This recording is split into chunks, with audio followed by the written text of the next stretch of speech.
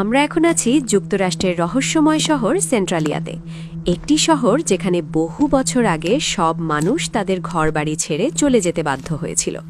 আপনারা আশেপাশে যে বাড়িগুলো দেখছেন সেগুলোর কোনোটিতেই এখন আর মানুষের বসবাস নেই।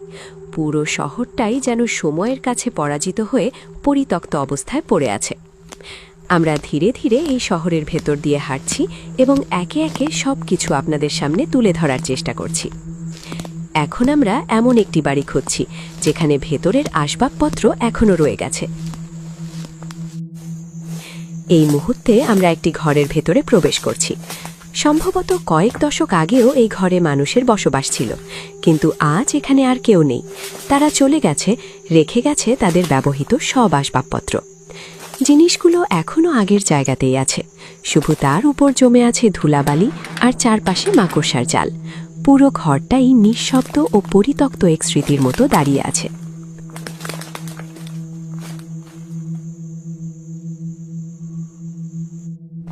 এবার আমরা আরেকটি বাড়িতে প্রবেশ করলাম। বাড়িটা দেখে মনে হচ্ছে এটা হয়তো একসময় কোনো ধনী পরিবারের ছিল। ভাবতে অবাক লাগে, এই বাড়িতেই একসময় হাসি, আনন্দ আর জীবনের গল্পে ভরপুর দিন কেটেছে, কিন্তু আজ সেই মানুষগুলো আর নেই, শুধু তাদের স্মৃতিগুলো রয়ে গেছে। আমরা এখন ধীরে ধীরে সিঁড়ি বেয়ে তৃতীয় তলায় ওঠার চেষ্টা করছি। সত্যি বলতে একটু ভয়ও লাগছে। সিঁড়িগুলো এতটাই পুরনো যে কখন ভেঙে পড়ে কে জানে। উপরে তাকালেই দেখা যায় চারপাশ মাকড়সার জালে ঢেকে আছে আর ধুলোয় ভরে গেছে পুরো পরিবেশ। এই শহরের প্রায় প্রতিটি বাড়ির সামনেই এভাবে পরিত্যক্ত গাড়ি পড়ে থাকতে দেখা যায়। আশেপাশে কোনো মানুষ নেই, নেই কোনো কোলাহল। পুরো শহরটাই নিঃশব্দ। যারা নিরিবিলি শান্ত জায়গা পছন্দ করেন তাদের কাছে হয়তো এটা অদ্ভুতভাবে আকর্ষণীয় মনে হবে। আপনারা কি জানেন ঠিক কী কারণে এই শহর থেকে সব মানুষ চলে গিয়েছিল?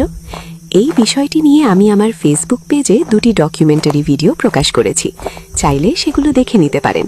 সেখানে আমি বিস্তারিতভাবে সবকিছু ব্যাখ্যা করেছি এবং বিভিন্ন জায়গা ঘুরিয়ে দেখিয়েছি। এখন আমরা রাস্তা ধরে সামনে এগিয়ে যাচ্ছি। আমাদের লক্ষ্য সেন্ট্রালিয়ার সেই পরিত্যক্ত ট্রেন স্টেশন, সেটাই এখন খুঁজছি। আমরা একটি শর্টকাট রাস্তা ধরেছি যা একটি পুরনো বাড়ির পাশ দিয়ে গেছে। হয়তো একসময় এখানে অনেক মানুষ বসবাস করত।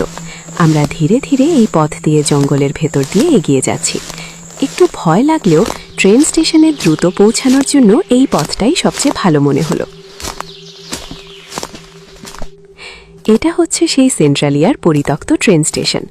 ওই দিকে আরও এগোলে আরও অনেক পুরনো ট্রেন দেখা যায়।